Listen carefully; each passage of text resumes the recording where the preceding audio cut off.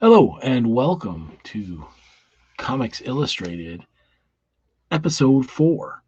I am your host, Randy Siplon, and tonight we will be going over a really cool comic that my buddy Avi brought to my attention. So, shout out to Avi for this one. It is Batman Annual number 11 from 1987. It's got two stories in it. One written by Alan Moore with art by George Freeman, and the other one written by Max Allan Collins with artwork by Norm Breyfogle, the late Norm Breyfogle. And one is a Clayface story, and the other is features the Penguin. And the cover is by John Byrne, who at this time was a big artist for DC. You know, he had a lot of stuff going on. But yeah, he was doing a lot of things for DC. And the cover, of course, has Batman. This is a pretty iconic cover. It's if you've never read this comic, you may have seen this cover a bunch of times. But he's got Batman. He's jumping down on Clayface. Clayface has his mannequin girlfriend, and got Penguin over here, and the caption is "Villains in Love." And of course, this is during the Watchman was a big thing going on in 1987. Who watches the Watchmen? Or did it come out? Yeah, I think Watchmen was in 87 or 86. I'm not sure. Okay. Time is not something that I have a encyclopedic memory of exact dates and stuff. But this was 1987, and let's get into it here. This is a good comic. Very cool artwork. So we open her up, and first thing we notice is this M&M's ad that was very prevalent back in the late 80s. It says copyright Mars 1985, even though this comic was in 87, but that's okay. They did that a lot. Misdated things or had old dates on ads and stuff. Made things confusing. All right, but so we start off. This is the Clayface story. Written by Alan Moore, art by George Freeman. Everyone knows who Alan Moore is, obviously, the writer of Watchmen and Killing Joke and various legendary comic books. George Freeman might not be as familiar to a lot of people, and he is definitely an artist worth taking a look at. If you're not familiar with his work, he was very famous for doing the artwork for Captain Canuck, which was an independent superhero comic from I think it was in the 70s, 80s, but it was a really he was known for that. He was also just known as he was like a journeyman artist in like the 70s and 80s, and I think in the 90s he started doing more coloring, and his style is really cool. It's we'll get into it here. This is the first page, obviously, and I love any comic that starts off with with someone watching Archie Bunker on TV. It's pretty cool. But basically, Clayface, he's sitting there, he's watching. I think this might be a flashback, but he's with his mannequin, his wax dummy of a girlfriend. It's a very if you get into the story, it's really disturbing, actually. Like it's but yeah, and this is a really cool shot here of Clayface. And the thing about George Freeman, his art, it's got like a little bit of cartooniness to it, but it reminds me of kind of like Michael Golden mixed with if like Michael Golden was inked by like P. Craig Russell or something like that. There's definitely some Some of the line quality reminds me of P. Craig Russell's inking, and when we get into more of it, I'll point it out. But yeah, this is pretty cool. So, all right, this is like basically like a showing how Batman. It's kind of confusing actually, but basically Batman caused some kind of fire at his at Clayface's secret lair, where he was making his wax dummies and stuff. I don't know. He of course, shit's going down, and then Clayface jumps out a window, because that's the thing to do in comics. In the last video I did, there was a lot of window crashing. It's kind of weird. And he jumps into the river here. And it says the museum. Yeah, it was a museum, another museum piece. So the Kevin Nolan Man-Bat story was in a museum too. The museum overlooked the river. I went into the water, and I forgot about everything. So it was like, all of his wax figures were basically perishing in the flames. Okay.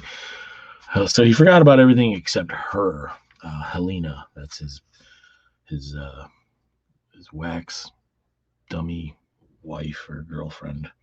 And again, like, this is a really cool splash page. This page is cool. I like his rendering, but like I said, it is, as we get into it, you'll see more. It's got a very kind of Michael Golden-y feel, which is cool.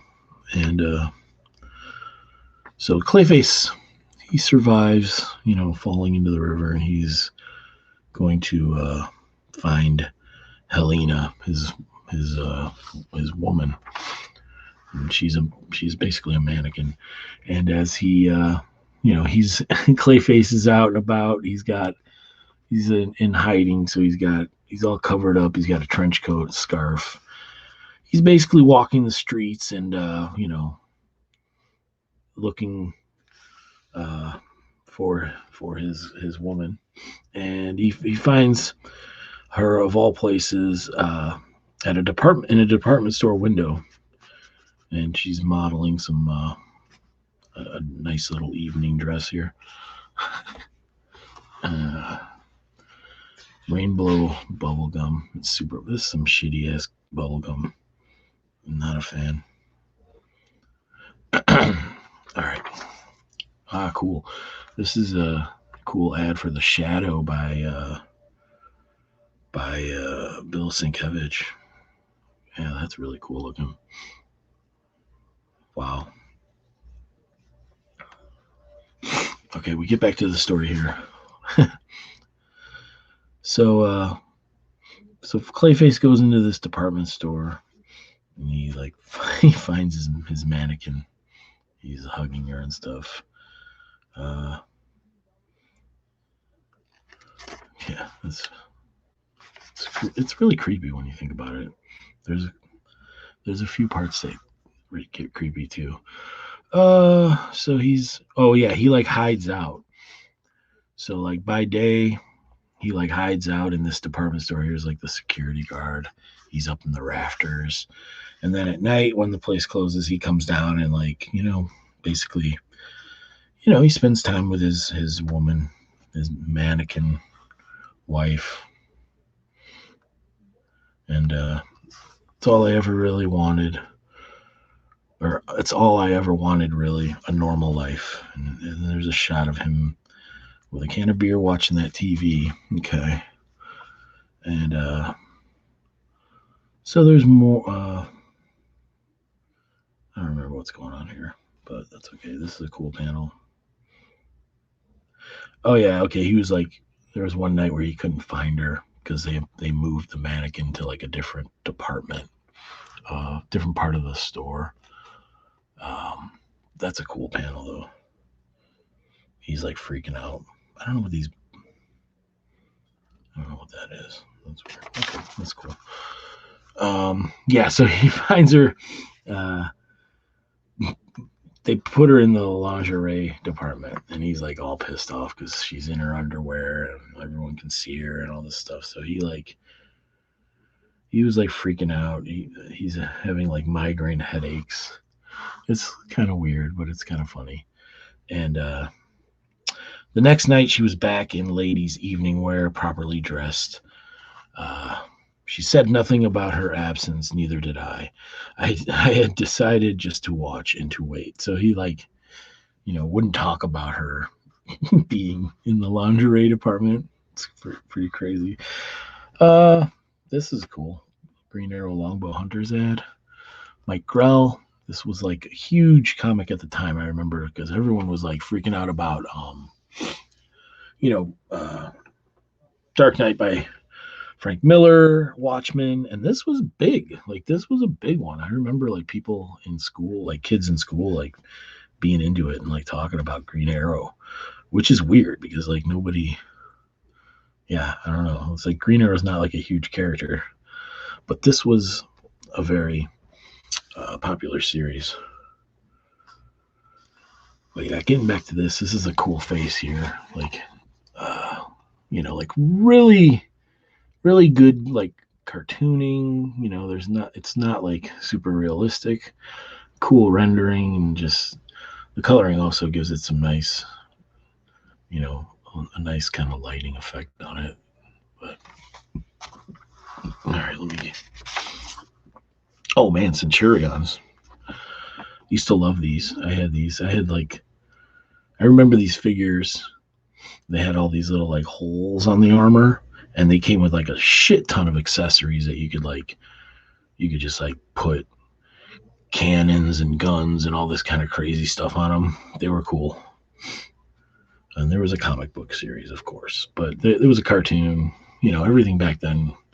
It was like the trifecta was cartoon, toy, comic book, and then video games. Came along, and that was a big part of the selling things to children. Okay, back to the story. Sorry. Okay, I don't know exactly. Okay, then she's dressed in like a business suit. She's I don't know. They changed her department again, but this is a security guard, and he's patrolling the department store, and he comes up to the mannequin, and he's like taking the scarf off because he's gonna like steal it. My wife Bridget, she's always wanted one, but with the economy being how it is, so he's gonna steal the scarf and just he's like, I don't look on it as stealing. I see it as an unofficial supplement to my grossly substandard income. All the same, I'd be obliged if you didn't mention this to anyone. He's talking to the fucking mannequin too.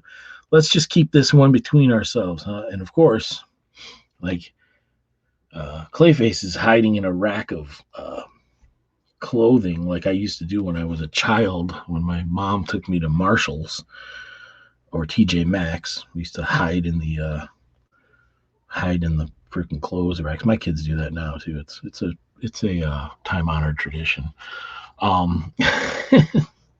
So he's hiding in there like a creep, and he's looking all fucking psycho.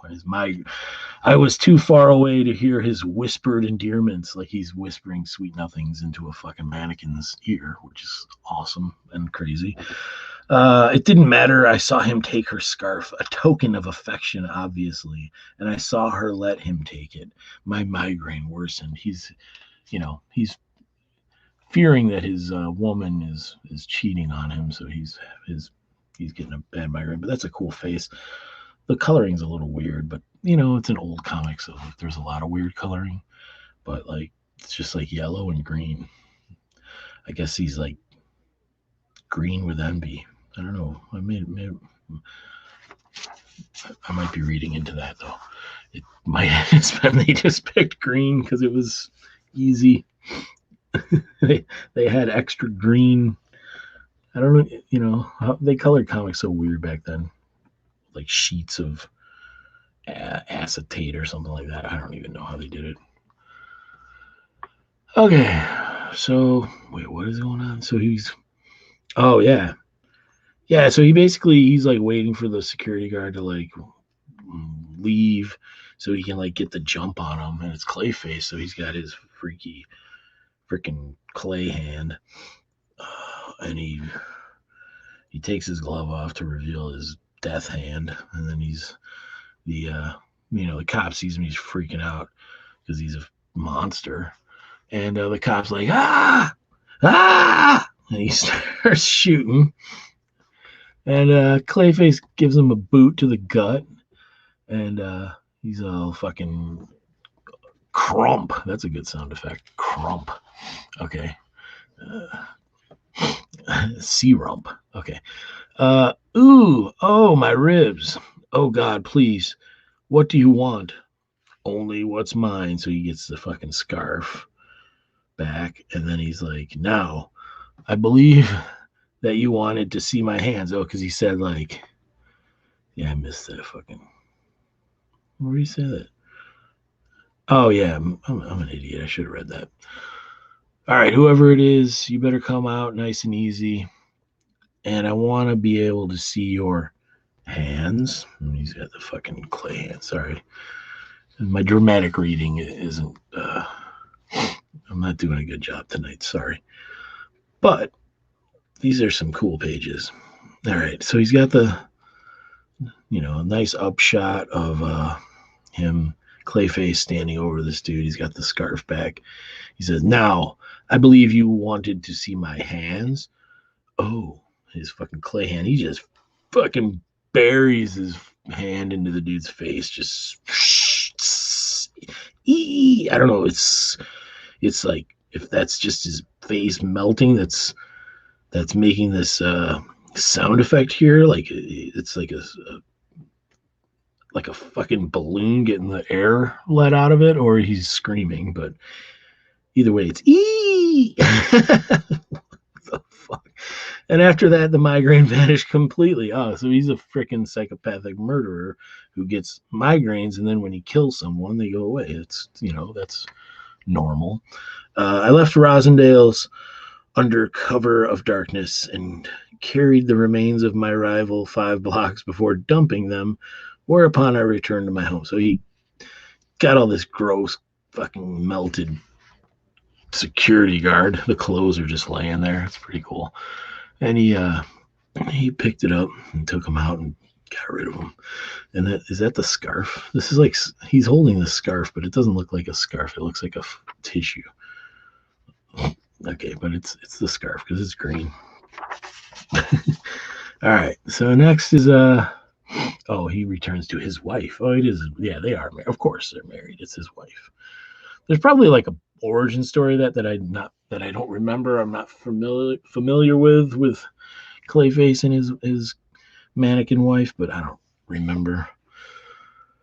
If you know, let me know in the comments because I'm not an expert on continuity and history. I mean, I know a lot about comics. I've been reading them,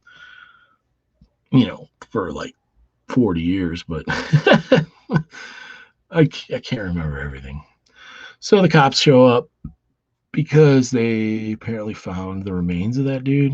I don't know.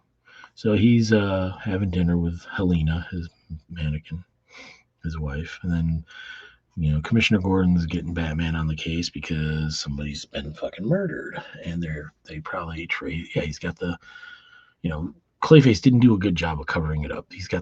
Commissioner Gordon's got the fucking security guard's hat. He knows exactly where he is from because it's got the fucking logo of the store on the hat, Rosendale's. Okay, so I don't know what's going on here. Oh, he sees the bat signal out of the window or something. So he's like, oh no. Could it be that I was over suspicious of her? Could it be that I was imagining things? Yes, that had to be the answer. I must be mistaken. It couldn't be. So not him. So he thinks like she's fucking Batman. I don't know. He's crazy, so it doesn't really matter. But it's really cool. I should probably talk about the art more since this is Comics Illustrated and not Comics Illustrated.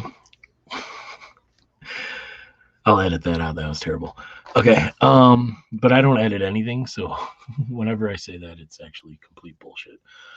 I just do this live, baby. This is just it's all me. It's just me. There's no editing. So if it sucks, it sucks. Okay, this is a cool. Okay, we finally get Batman coming in. Okay, here's his cape, and then he's they know it's Clayface because they know his MO. He fucking melts people into a puddle of goo. All right, so now like it's got the police crossing. There's all these people here and shit. That happened really quickly. All these people show up, and Batman's walking in, and this is a cool Batman. Especially for like this is very stylized looking for 1987, especially, and like I said, reminds me of Michael Golden a little bit. But it's pretty unique. He's got a unique style. He's like, yeah. I mean, George Freeman wasn't really an artist that was like totally on my radar of like favorites, but he's becoming one. And this comics made me a believer. All right, so why do men do the things they do? We are so weak and cowardly. Perhaps women are right to despise us. Oh, geez, Alan Moore working out some of his issues. In love, we behave like children, lost in the dark. We close our eyes when we kiss, afraid lest we should glimpse the awful truth, that we are not loved, that the object of our affection is cold and unfaithful. Why?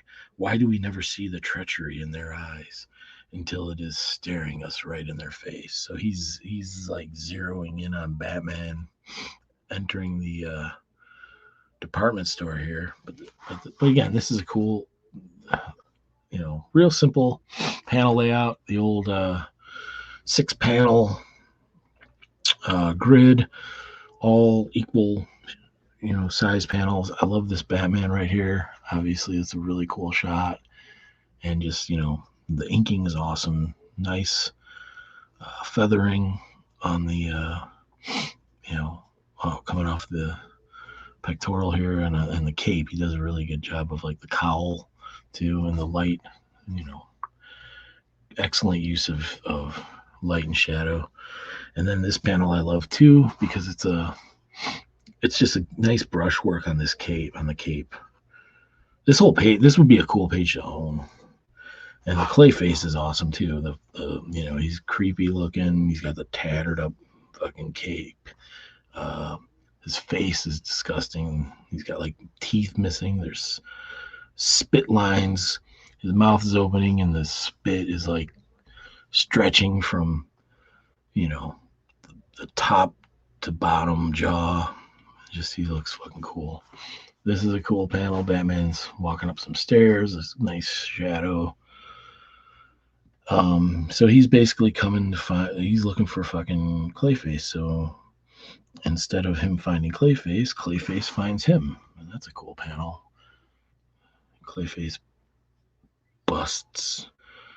He busts out of the elevator, maybe because it's like all scrunch. Wait, yeah, scrunch. Yeah, so he's like busting out of the elevator. And nice. Here comes a little fight action. So Preston Payne, I want you to listen to me. Everything's going to be all right. Is that what you said to her? Huh? I'm sorry.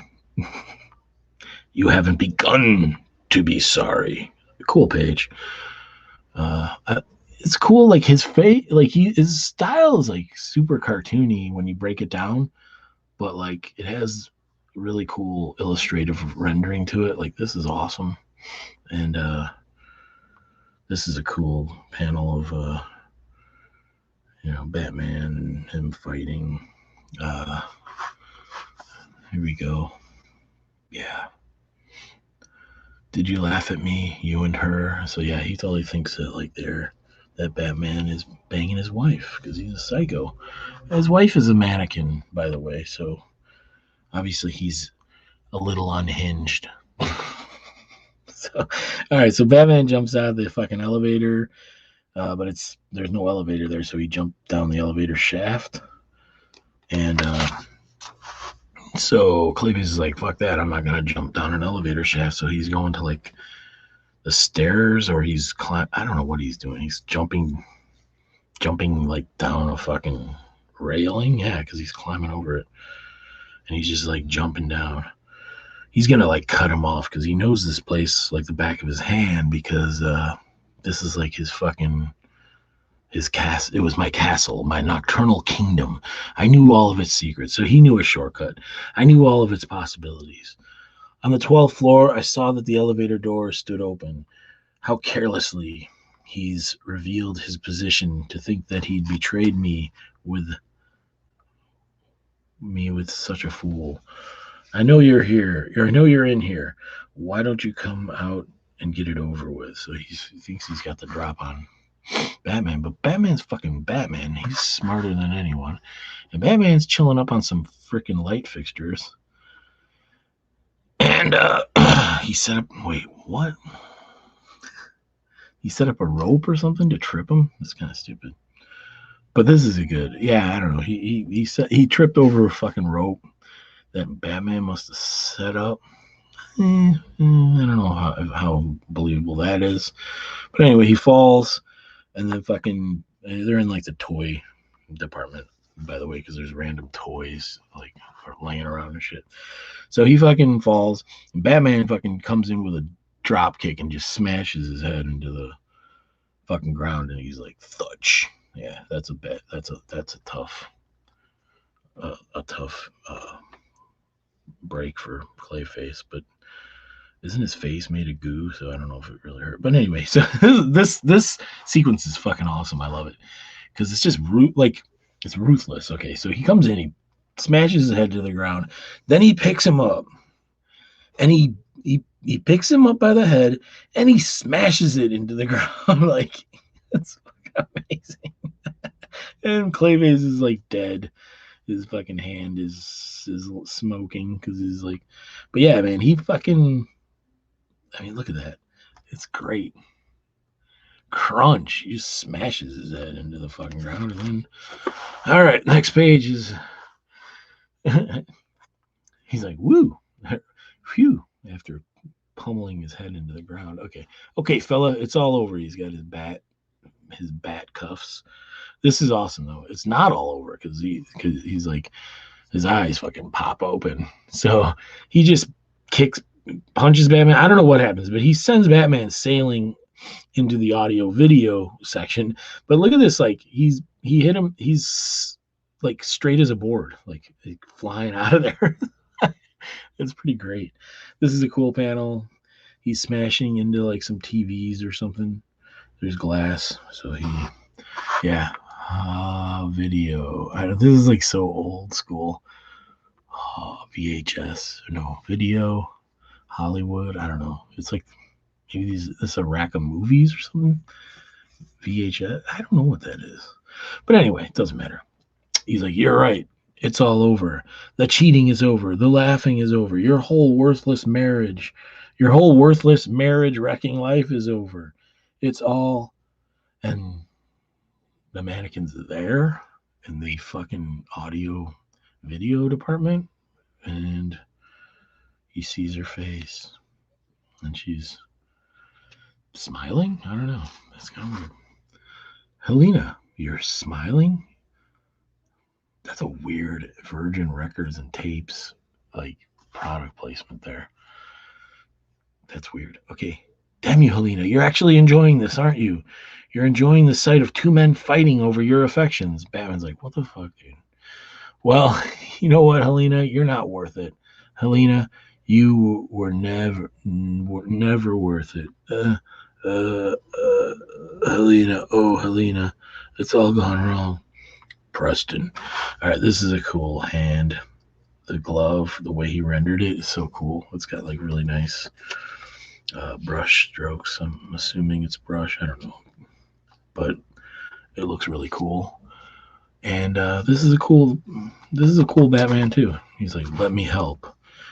There's like, yeah, it's like he's got such a weird, style. He's very unique. But yeah, I mean, like, it's cartoony, but also has a little bit of like realism too to it. In some ways, weird. I don't know. But so basically, he's like back watching Archie Bunker because here's freaking Edith now, and so I'm assuming the first page when he was watching Archie Bunker was him in Arkham Asylum because that's what it ends up being, and like it's like he's in Arkham Asylum, and they like Arkham Asylum. They always like set up the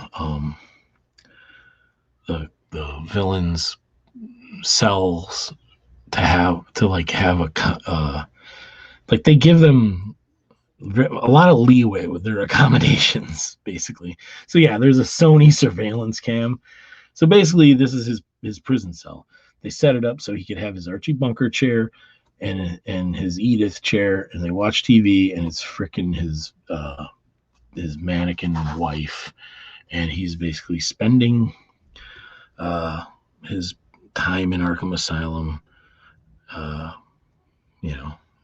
They keep him happy, but he's not really happy because her habits and snobberies grow increasingly irritating. I long to be rid of her, but can't bring myself to do anything. Each day she becomes older, dowdier. Never mind, one day I shall be free. After all, she can't live forever. Well, she can because she's a fucking made of plastic. But it's pretty cool. It's like Alan Moore is a really good writer, and as an ending, it's pretty cool because it's like he spent so much effort like trying to find her and get her back, and then once he's like imprisoned for like life or whatever, like he wants to get rid of her. I don't know what the message is there, but it's pretty fucking hilarious. But art-wise, it's awesome. I love all of the little details that he puts into. It's hard to see some of it, but yeah, look at that panel. It's just so cool, and like just all the little rendering, the hatching and stuff that he does is really nice. Look a little close up of that face. Very slick style, very polished stuff, and yeah. So that's the Alan Moore and George Freeman story. Highly recommended. So the next one, first of all, let's check out this Dr. Fate ad. That's always cool. Alone against chaos. 3 days ago, he was just an ordinary man. Now he's all that stands between us and ultimate evil, Dr. Fate. A new 4-issue miniseries by J.M. DeMatteis, Keith Giffen, Dave Hunt, coming in April. So this came out. This was probably beginning of 87. So I'm wondering did Watchmen start in 1986? I'm trying to figure out the timeline here of events for Alan Moore. This might have been out while Watchmen was also still running on a monthly schedule. I'm not sure. But this Dr. Fate series, I want to read this fucking miniseries now. That looks cool. I love Keith Giffen, and I'm surprised I've never read that. So I'm going to look for that. That's what's awesome about going over old comics is you see some ads for stuff that you're like, damn, I want to check that out. So I got to write that down or put it in the old memory banks for later, but I'll probably forget about it. So somebody remind me. Look for Dr. Fate 4-issue miniseries from 1987.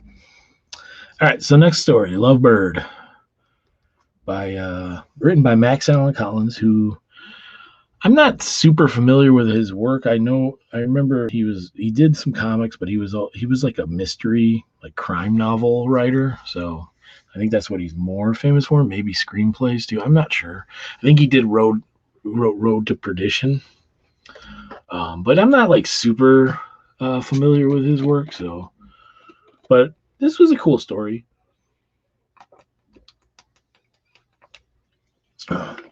Sorry, I had to take a little drinky break there. And this is drawn by Norm Breyfogle, and he did pencils and inks, which is cool. Lettered by Albert de Guzman, colors by Adrian Roy, Denny O'Neil, editor. Yeah. So this is a cool little splash page, and it's basically Penguin. He's in prison, obviously, because he's got his striped fucking. Arkham Asylum really let their inmates get away with some shit, man. He's got a freaking penguin tux, striped penguin costume. Awesome. But anyway, he's up for parole.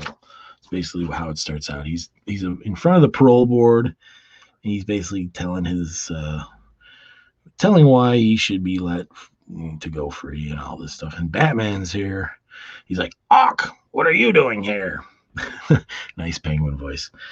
"I've come to offer my insights on your character to the board members.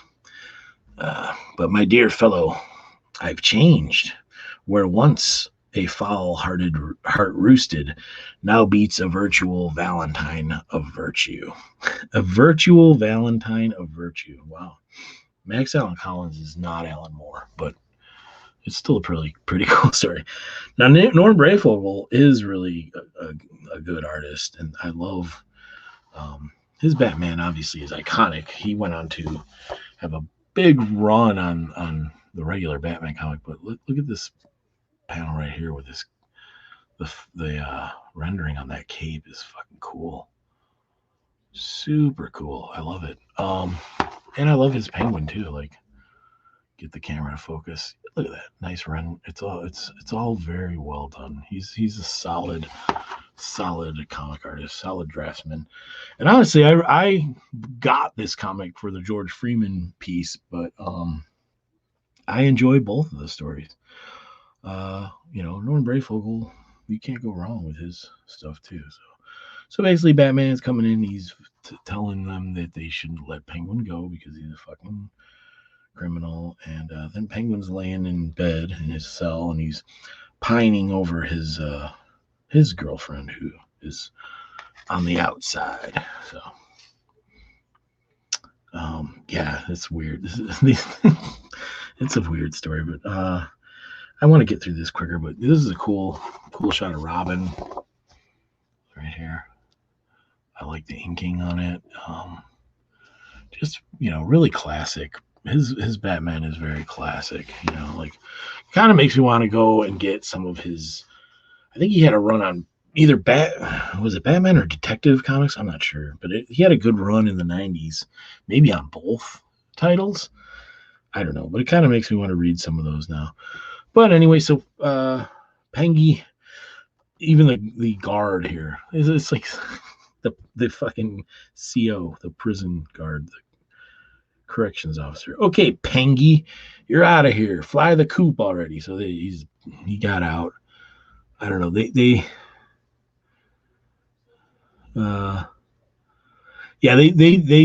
poo-pooed Batman.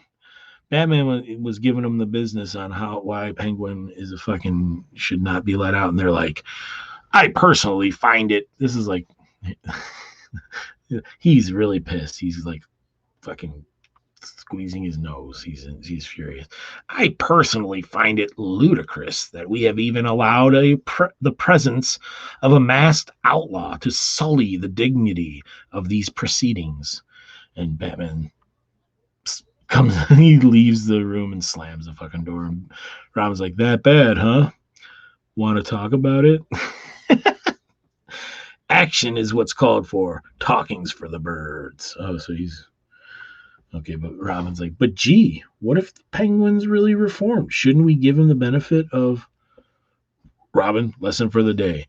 Leopards don't change their spots, and penguins don't change their plumage."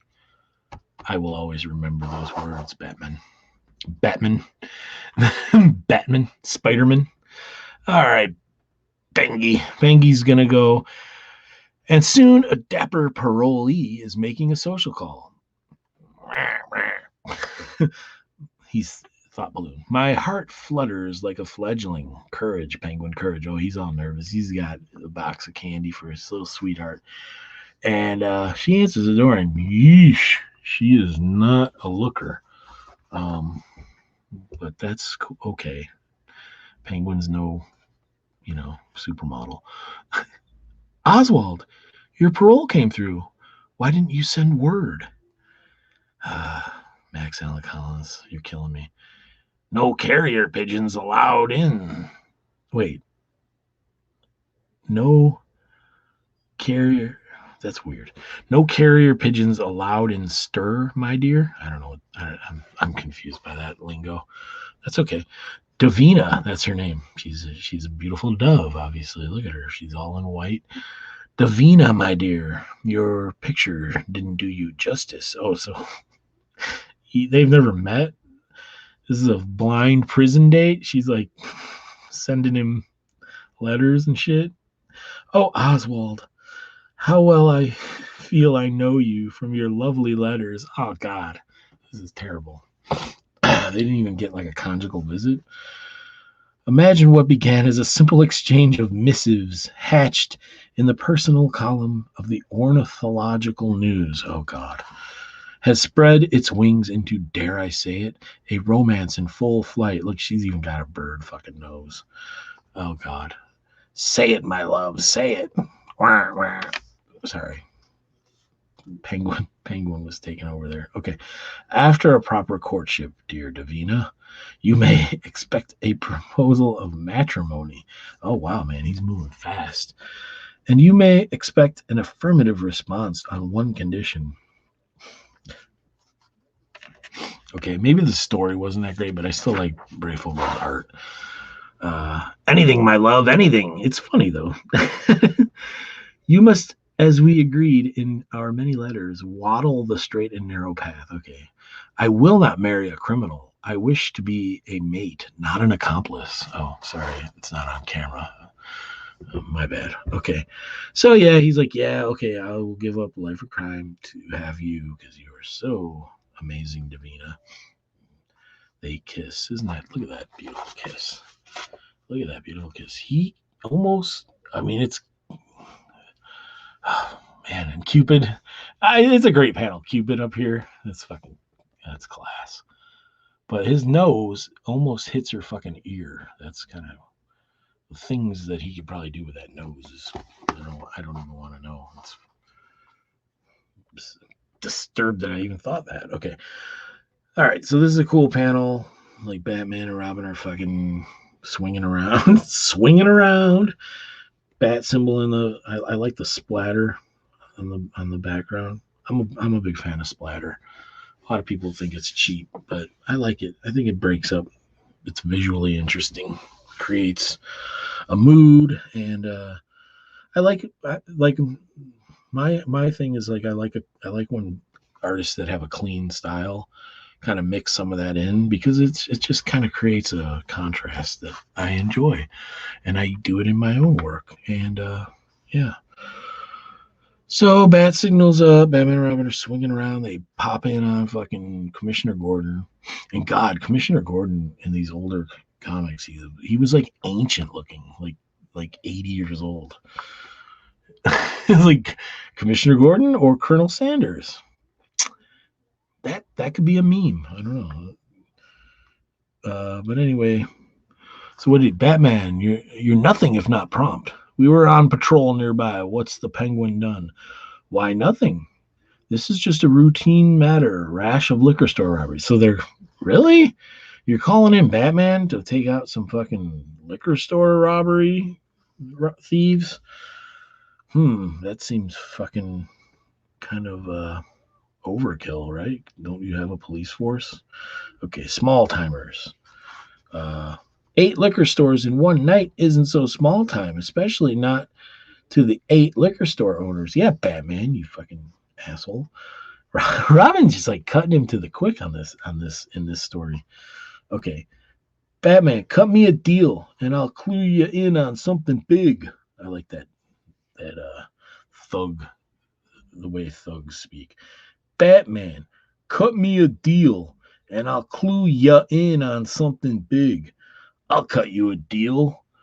Spill, and you keep your teeth. Jesus, Batman. That's kind of awesome. Does Tom King write Batman like that? I don't know. I don't think so. Okay, so I don't know what's going on here. Back to Commissioner Gordon's office, and Batman hops in the window. And hey, isn't it a little early for you to be up? It's 9 o'clock in the morning. I haven't been home yet. Really? That 9 o'clock's not that early. I know Batman works nights, but still, Jesus Christ. I heard you nabbed those liquor store heisters. Thanks for the prompt service. Fine. Now give me some. Fine. Now give me some. Oh, prompt service. What's the Penguin up to? I hear he's put the word out for his old cronies to hook up with him. We haven't heard that. As far as we know, Penguin's gone straight. He's opened up an umbrella factory. Oh, please. Batman, why are you doubting the Penguin so much? And, of course, Commissioner Gordon's fucking chomping down on a donut because, all cops love donuts. Okay, Gotham Umbrella Works. So, I don't know what's going on. We'll find out. I think he... Oh. Ooh, what is this? Wait. Amazing Man. I remember that. That was pretty... Oh, wow. We still got these going on? The Muscle Man? Secrets to becoming a real dynamic muscle man ad and muscles? Is this real? In 1987, I would have thought these were... Wow. Mini bike kits, $49. Holy shit. This is awesome. In 1987, they still had these scams? Holy shit. Missed an issue? Yeah, there's dudes selling back issues, man. Comic grab bags. 100 different Marvels. $26. Holy shit. 100 different DC. Huh. That's a slap in the face. 100 different Marvel, $26. 100 different DCs, $25. In a DC comic. Marvel's better. Okay. Yeah, all right. This is a cool. Yeah, like I said, John Byrne was like everything back then, because that's John Byrne, Doom Patrol, Secret Origins. Is that a John Byrne cover too? The Superman annual? I don't know. Probably, because it's written by John Byrne. Yeah, 1987 was like John Byrne year at DC. Or maybe like 85 through 90. Okay, so here's Davina. She's fucking at home taking care of her stupid birds. Knock at the door. It's Batman. He storms in. And she's basically talking about how Penguin's reformed and all this shit. And okay. Her name's Miss Partridge, so her name's Davina Partridge. Oh fuck, my god, this is like okay, this is 1987 Batman. Max Allan Collins is writing Batman like it's the 1966 TV show, and Batman had already Dark Knight has just been out. I think, yeah. I don't know. Yeah, it's been out. Batman is more serious. Although there was some serious moments where he was gonna bust somebody's teeth out, and this is a really cool panel. I'm kind of over this story right now, but let's look at the art a little bit. That's a fucking cool panel. There, the camera focuses. Batman's all crouched up and cool looking. The cape's going everywhere. It's coming across the fucking building over here. Robin looks kind of like a bitch, but all right, so they're scoping out the fucking umbrella factory. Oh, why do they have armed guards at an umbrella factory? That's kind of weird. So Batman and Robin, you're not doubling anything, Penguin, except your prison sentence. Batman, you just couldn't resist following my nest, could you? Get him, boys. Wait, what's the rub though? What are they doing illegal? Splendidly. How things going, boss? Splendidly. By working around the clock, we double our take. Only a true genius could devise such a scheme. That's it. All right. So get him, boys. Batman and Robin kicking the shit out of his boys. Don't fly away, Penguin. He's climbing a ladder over here, and I'll enjoy watching my employees dispatch you and your red-breasted brat. Breaking and entering is illegal, you know. Breaking and entering. Is that what we're doing? Robin, you dork. Ignore him. He's just trying to ruffle our feathers. Ha! Ha! Ha! Slams two heads together. This is weird. Look at that little bat symbol. Like, that's super tiny. Like, compared to his chest. Like, it should be bigger. I mean, it's a little there, but, like, that's, like, look at that. That's kind of ridiculous, Norm Breyfogle. It's goofy looking. Okay.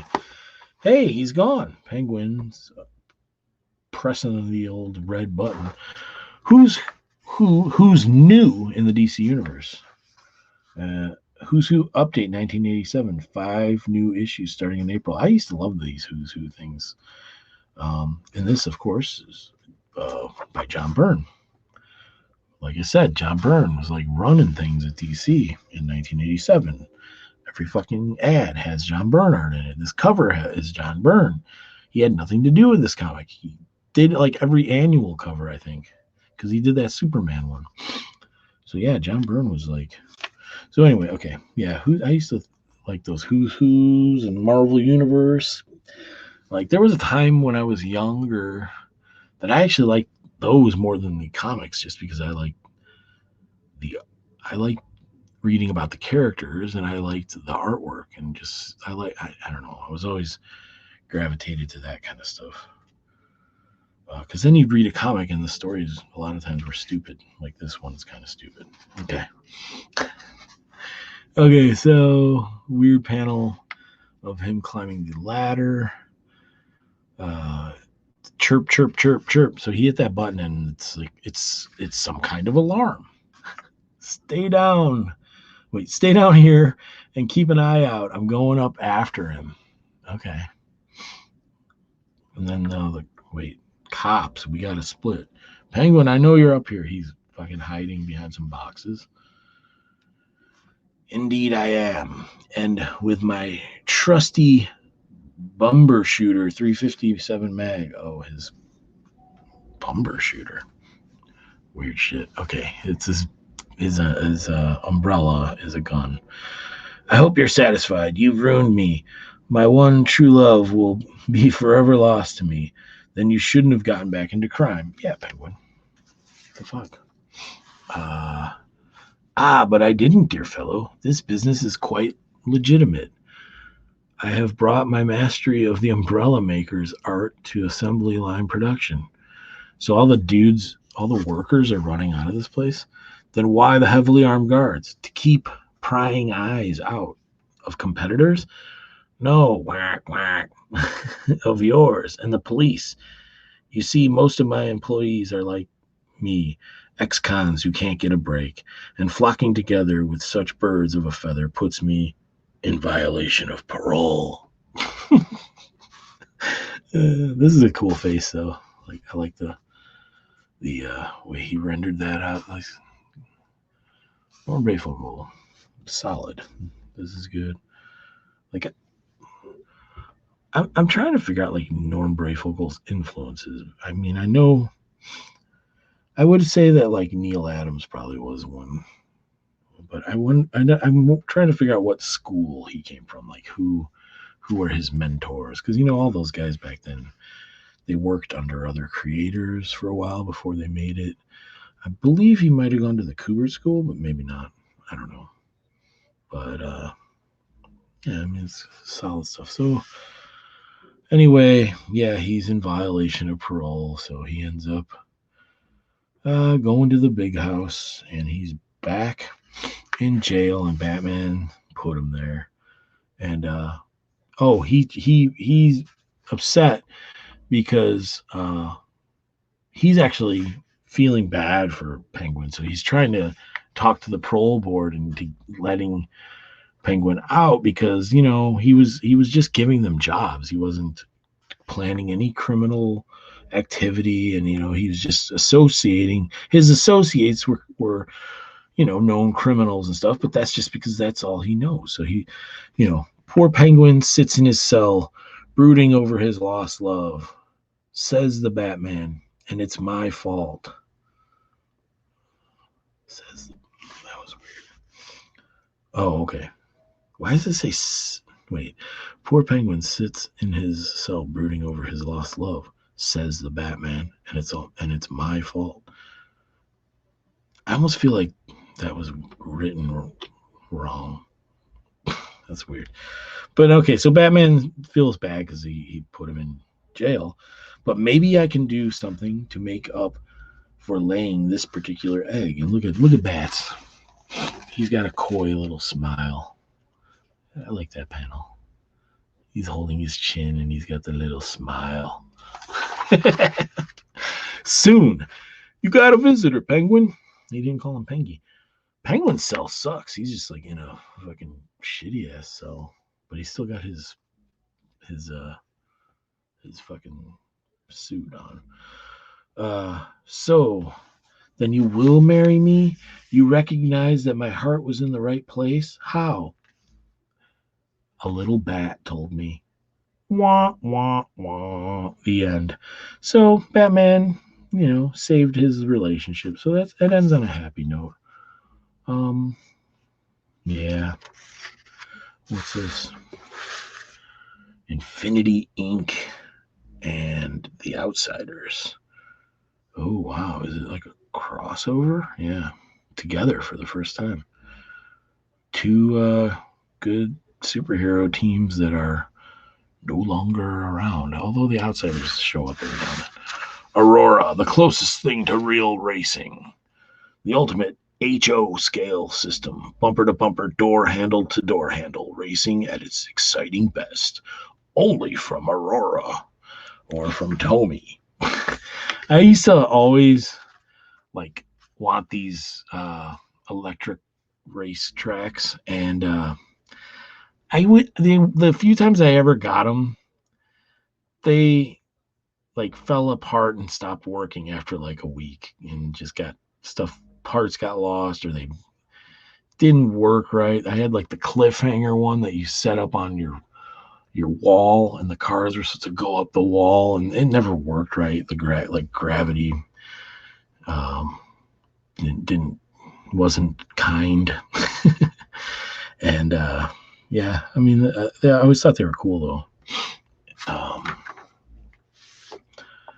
Mickey Mouse Club, Oreos, yeah, whatever. Okay, so that was Batman Annual 11, and it was get it on the camera there, buddy.